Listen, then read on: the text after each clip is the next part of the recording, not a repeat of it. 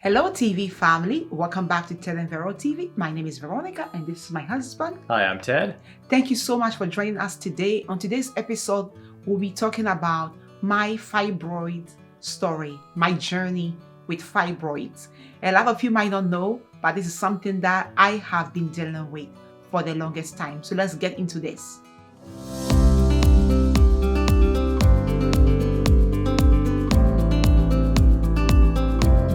Where do I begin? Well, so like I said in the introduction, I have been dealing with fibroids. And fibroids is something that a lot of women deal with. They are tumors. They are non-cancerous tumors that grow in the uterus. So how I found out I have fibroids. For the longest time, I realized that my stomach was bigger than the rest of my body. I have a smaller body, so my stomach should match my body, but I realized that my stomach was bigger than the rest of my body. And me not knowing what was going on, I thought perhaps I needed to lose weight. And so the working out, I was really pushing that. Anything I needed to do to keep the weight down, I was doing. The rest of my body was becoming muscular. Nothing was happening with my stomach. I didn't know what was going on. Fast forward, I get married. I, move here to Oregon, and, I realized that every time I get my periods, the pain will be so excruciating, I won't be able to handle it. When I tell you the pain is bad, the pain will be so bad that I will shake, like as if you put me in a refrigerator, my body becomes warm, like with a fever. I'm like literally dying.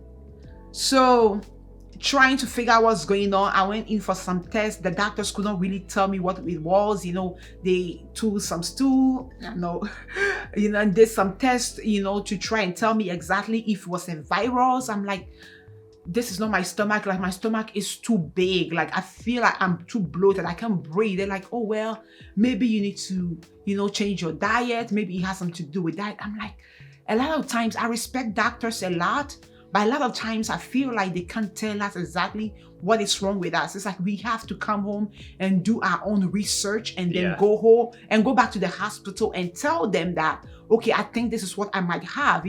Not all doctors are like that, we thank God, but they were just giving me the runaround, and it was really frustrating. Every time my period came, I realized that, okay, if I drank coffee, I ate certain types of food, then I won't be able to move or anything. I went on YouTube and there is actually this celebrity. Her name is Tamara. From the show Sister. Was it T or Tamara? Well, there's one of the sisters, okay? And she talked about her journey with endometriosis. And when she talked about her journey, I don't know what pushed me to watch that video. I watched her video on endometriosis, and endometriosis, I believe it's something that, causes pains whenever a woman has her period. So I thought maybe I had that based on what she was talking about in the video and all that. I'm like, okay, I must have endometriosis, because if I don't have endometriosis, then the pain I'm feeling is not normal. Well, and I had to rush my wife to the hospital a couple of times. Yes. To the emergency room. Yes. I mean, we're not talking about just, oh, this hurt really, really badly and I'm shaking, and maybe you have in your mind like, oh, well, I've had periods that bad. My wife has been on the floor, unable to move. I mean, the pain has been so intense, it's actually caused her to throw up. Yeah, and a bucket full. Yeah, I mean, we're talking about serious stuff. So emergency room visits, and something serious is going on here, and we're just frustrated. We can't figure this thing out. Yeah. And trying to have a kid in the midst of all that, is crazy. Yeah. So after I watched her video on endometriosis, I diagnosed myself. I said, okay, I have endometriosis. And I watched some of the stuff that she talks about in the video. I did some research on how to avoid the pains during periods. So I'm like, okay, so there are certain things that you shouldn't eat around the time of your period. So let's say a week before your period. Don't drink coffee. Don't have anything with sugar in it. Avoid too much oils. Yeah. Too much oils. Anything that breaks down into sugar, pretty much avoid it. Anything that is greasy, avoid it. So I'm like, okay, I'm going to try that and see if that works. And I realized that, once or twice that was working for me. You know what I mean? I love my coffee every morning. So taking that away from me was kind of hard, but I'm like, okay, with the amount of pain I feel every month, I need to do something about this. So as time went on, I decided that, okay, why not actually schedule a consultation with a special doctor that can actually see me and let me know if there is something that is actually going on other than the endometriosis. Because even though the diet change was helping a bit, I was still feeling the pains. And the bloating was still present. The bloating was still present. Exactly. So the bloating is actually what pushed me you see, Ted went through this journey with me, so he understands so much. The bloating is what pushed me to want to go and see a doctor. So I scheduled another appointment. Actually was in the emergency room. I had gone to the emergency room at a hospital near us here, and they did a scan, and they were like, well, initially the doctor said there are tumors on your uterus. I'm like, tumors on my uterus? What do you mean by that? Like, I'm like in pain, I'm confused, I'm hurting. I'm like, I'm so tight. Sometimes you feel pain so much that you don't even feel it anymore. You're like, I just can't do it anymore. And you literally ask death to come. I'm not even kidding. Some pain can be, now I understand how people feel. Some pains can be so much that you are begging God that he should just end it right now because you can't take it. So he said, well, there are tumors on your uterus and stuff like that. But we just realized that your insurance, they were ready to like work on me right there and there. But we just realized that your insurance is not with us. So we don't want to take any chances. They don't want to take any chances with me owing them just in case I couldn't pay. They're like, we see that your insurance is with Kaiser. So you have to go to Kaiser for them to treat you, take this document with you. They will know exactly if they need to request anything from us, we'll send it to them. So I was like, okay, cool. So Kaiser is like, okay, we'll see you. So I go in to see the doctor and she's like, oh, you have fibroids. Yeah. Not just one, fibroids. I'm like, what? And a cyst. And a cyst. And she said, well, and also a polyp. And I'm like, where is all these things coming from? Like, I'm overwhelmed. Most of it is hormonal. Yeah, and I'm overwhelmed and I'm trying to figure out what to do with myself, and the pain of dealing with all this is too much. So I'm like, okay, what do we go from there? She said, well, the fibers are manageable. Diet and everything can change that, but the polyp needs to come out right away, you know? And I'm like, okay, let's schedule a surgery. Let me come in and do the procedure and just get it over with. Yeah. I go in to get this procedure done. I've been through it though. So Ted and I go in. Ted has been through every step with me. So we go in to get this procedure done. I was told that, okay, it was supposed to be done in the doctor's office. I'm like, okay, so that it must not be that serious if they are doing something in the doctor's office.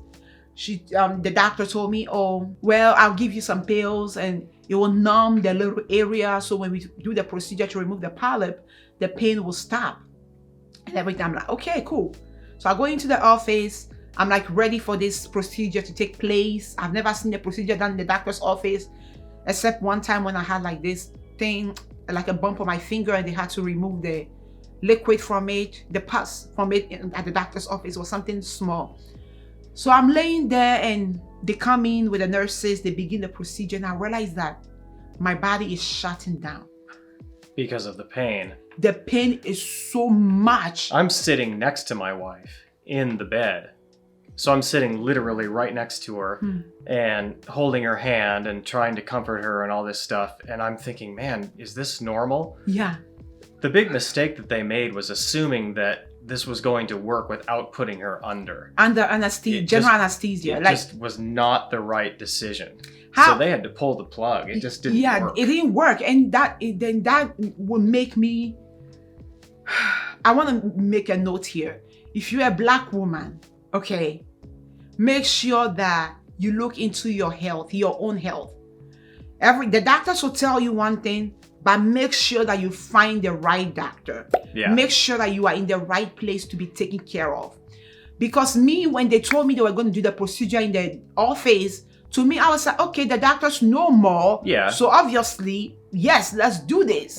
Why will I say no? It shouldn't be up to you to know. It shouldn't be up to me to know whether a procedure will be painful or not. I've never been through something like this before. But the doctor was like, yeah, we'll do this procedure, removing the polyp, okay, nothing to do with the fibroids. The fibroids are by themselves. But in order to reach the polyp, she had to use a certain tool, and every time she would go in me to try and pull out the polyp, guess what? She was hitting the fibroids. And I was not asleep. The pain was so much. I'm like, would they have done that if it was a person of a different race? That's a question I kept asking myself, but I didn't know. I'm like, this is how it's supposed to be as a guy. I don't want to go through this. Why me? Well, I remember seeing my wife just writhing in pain, like arching backwards, and then all of a sudden her whole body just broke out in sweat. Yes. I just saw her whole body just all of a sudden glistening with sweat. And it was because the pain was just like over the top, like over a 10 on the scale. Yeah, I wanted to cry, but I couldn't cry because for some reason tears won't come out. It's like my tears dried up and I just kept sweating, and the doctor kept looking at me. She said, "Are you okay?" And I wanted it to be done. I didn't want to just chicken out.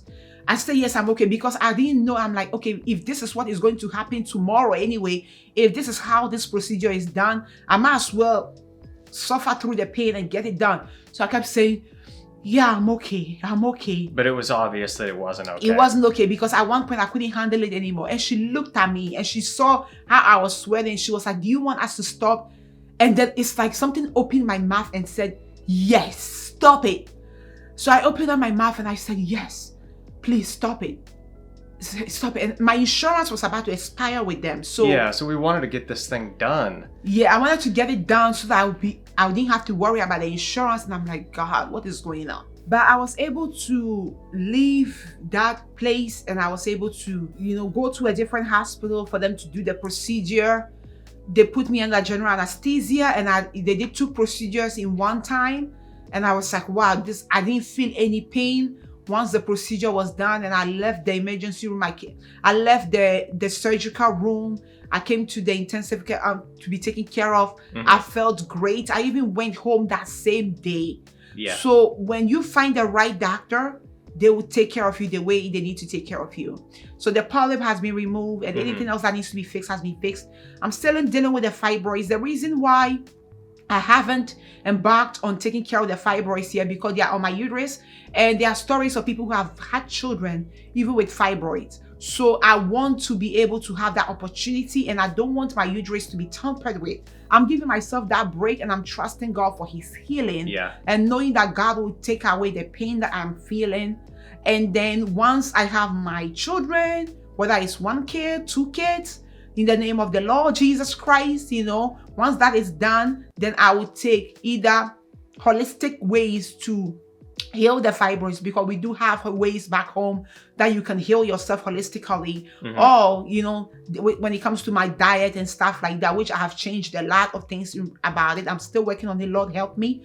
But to be able to heal from the fibroids completely, I don't really want to have surgery to remove the fibroids right now. But if a time comes and it needs to be done that way, then perhaps it will be after I've had my children. I will take the steps on taking care of that. Yeah. So this is my little story. There is more to the story, but I've summarized it for you guys so that if there is any of you dealing with period pain and you might not know exactly what you are dealing with, you might want to look into it further. The doctors might not be able to tell you exactly what you are dealing with. So do your own research. Go and see a specialist. Read about it, about what you are feeling and stuff like that, and you'll be able to figure out, the best approach to your own recovery, to your own healing and stuff like that. I still have the bloating, but the period pains, they stopped completely. Yeah. Like the period pain completely shut off. After the polyp was removed. After my polyp was removed, the period pain were completely shut off, which is so amazing. So the pain gone. But I thank God for how far he has brought me, and my healing is a process, and God is a healer. And we thank him and we praise his holy name for constantly taking care of us. Thank you all so much for joining us today on Ted and Vero TV. By the way, you guys thank Ted for me. He has been a great support. So thank him so much for being such an incredible husband, and for standing behind me and crying when I'm crying, and bringing me warm tea when I need it. But don't forget to like and to subscribe and share this video with your family and friends. Have a wonderful day, everybody. See you next time, everybody. Bye-bye.